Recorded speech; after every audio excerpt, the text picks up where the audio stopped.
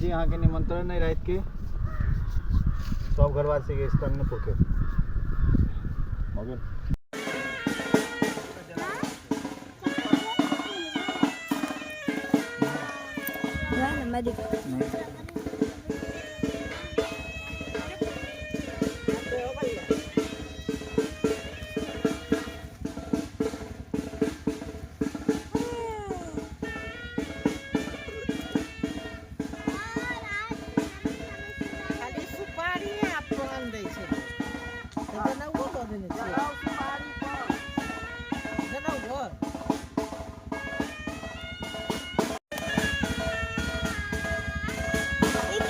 गिर गया।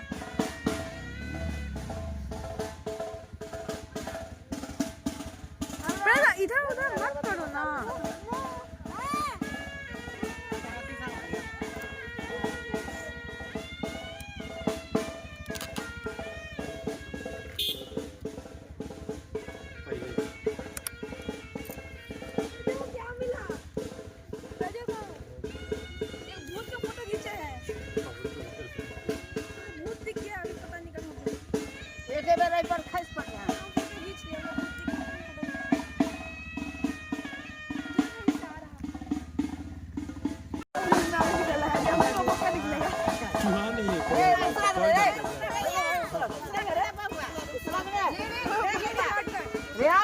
बनाता रहता कोई और।